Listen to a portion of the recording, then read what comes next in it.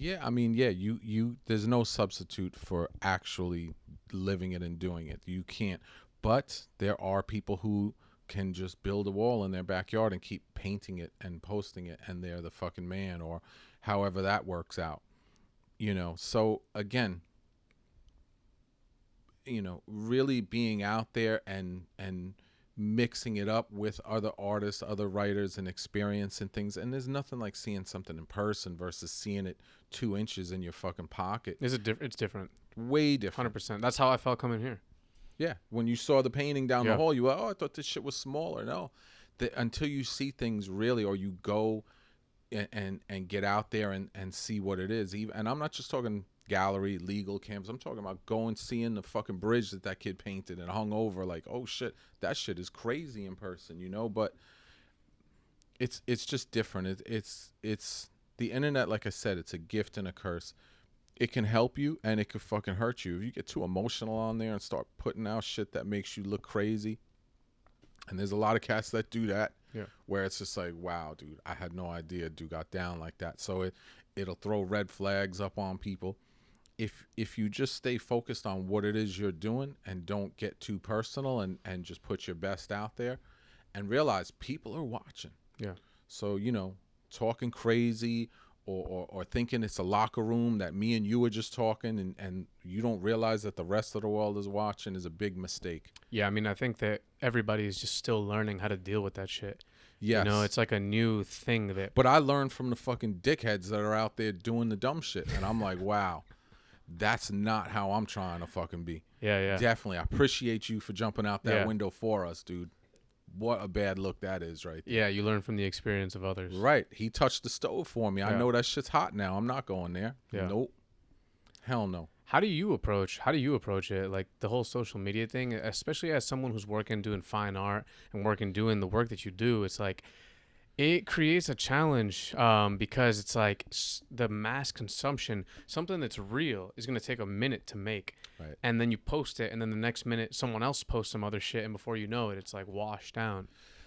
Yeah, I mean, there was a time that I was more into it. I'll say that. I'm going back a few years now where it was like part of the whole experience, like paint, have the experience, and then share it with your boys. Because that's really what you were thinking of in the beginning until strangers started coming in and all of a sudden you were friends with these people, in cyberspace kind of thing. And then you realize, oh, this is bigger than just my crew looking at it or bigger than this. So you dealt with that in now you thinking like, okay, I don't want to fucking put this or I'm going to put this because of that or I shouldn't put this. So now you're really looking at shit. Now they give you filters how to adjust your shit. So you're not only the artist, you're like the fucking filmmaker, the director, the producer of your little mini commercial. And it's like your own business calling in that sense. And people could say whatever they want and say, oh, but it's nothing. Nobody cares. It's not that serious. Then why the fuck are you on there? If it's not, why are you on there more than my fucking 16-year-old niece? Because it is that serious and because you are paying attention. So let's not pretend that we're not. And if we're going to do that, like I said, same way I approach, painting and anything is let's think about it and let's do this shit right. So there's a right way to approach things, at least in my opinion. Yeah. Every once in a while you could throw a curveball, I love my dog. I used to put my dog up there all the time because I just thought it was great. Yeah. So that was random for me to do. But mostly I'm about art and what I'm working on or what me and my team is working on or what have you and what I'm getting ready to do. But then you start putting up personal shit. I'm going to be here or I'm going over there. That creates animosity. That creates all kinds of feelings and provokes things in people. So again, you got to walk somewhere in between that. And it got to that point where I was just like, yo, I got to take a break from this shit. I really like real life way better, to be honest with you. Since in the past couple of years, I've pulled back immensely from being on there like religiously. I've went on a complete diet. I mean, I literally would post something every day. I would do a drawing or have a drawing that I had and post it. Now I'm just like, you know what? I keep a lot of this stuff back for myself because I want to experience and I don't even look at my phone to be messing around with this stuff, and I feel freer. Yeah.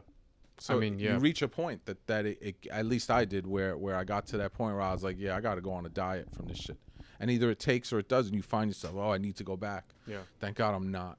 Yeah, I mean, I think that privacy is a luxury, and we're in the age of social media, we're doing like self-imposed publicity. Oh man. That once it gets to a certain level, you really come to understand like, yo, it is not good if everyone knows every little thing about you. No, it's not. It's good. actually better if they know like way less. Right, and you could portray it how you want. Exactly. You see people that sitting in front of a fucking toilet seat, but it looks like a private jet, airplane window or whatever, right? Some dumb shit like that.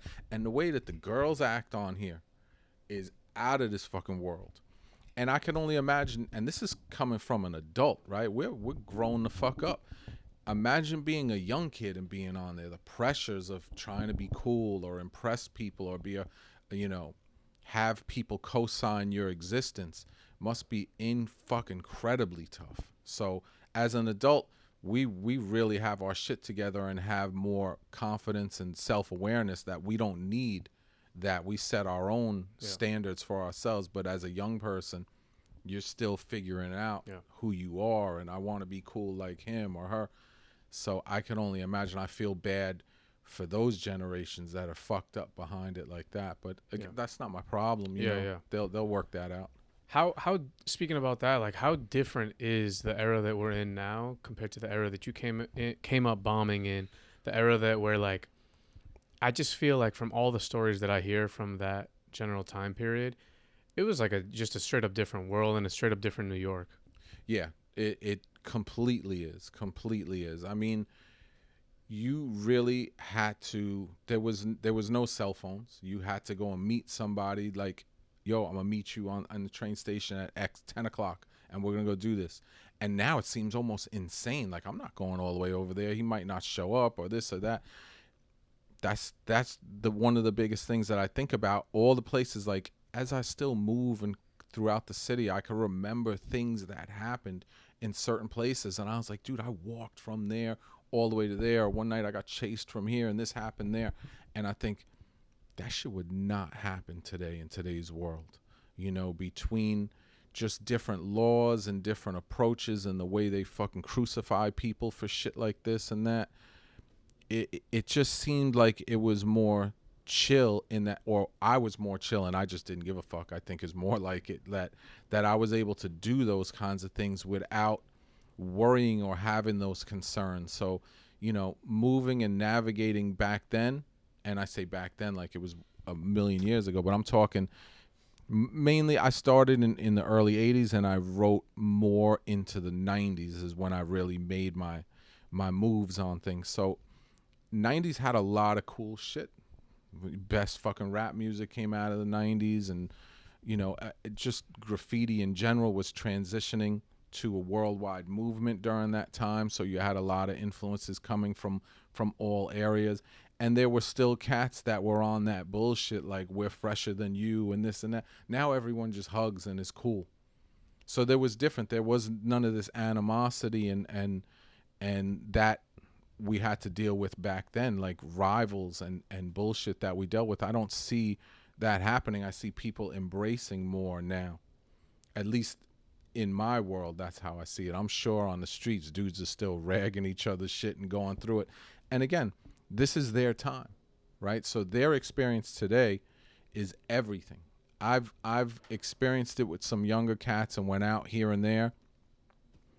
And I try and relive it like it's still, you know, during the time where I was more active, and it just doesn't feel right. It almost feels like a Hollywood set. Like it's just too many things have already polluted it to the point where it's like, yeah, dude, we could pretend you know you only get to do that shit once.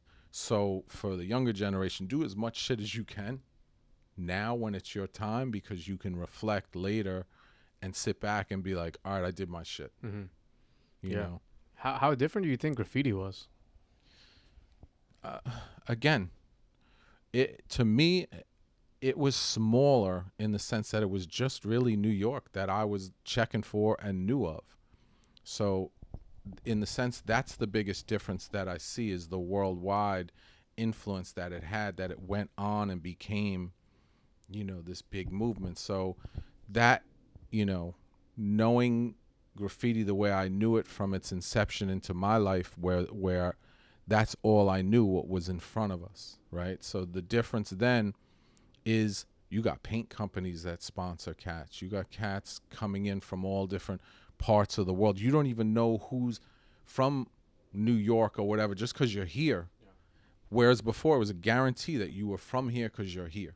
We didn't even question, where are you from? No, this is definitely, was the game that was happening there. Then it spread, across America and became a movement within itself. So if it wasn't happening here, it almost kind of didn't count, which is kind of fucked up, but that's actually how it was, So the difference is really the top got blown off of it. That is, to me, the biggest difference.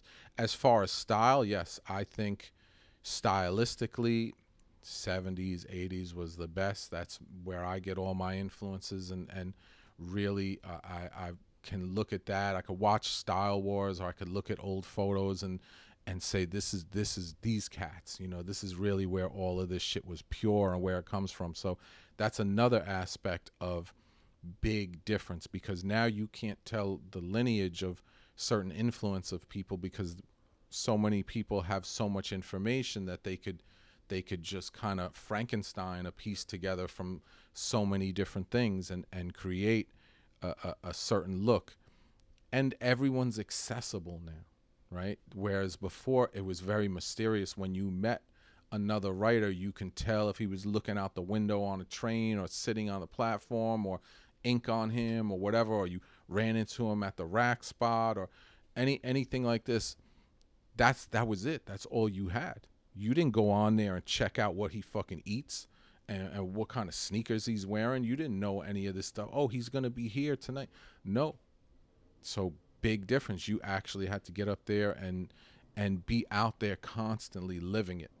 And it made for a most adventurous experience in doing so, because now it's like lazy bullshit, right? Dudes could do one fucking thing, beat the shit out of that picture, put it all over the fucking internet, or have all these other people put it up for him or whatever.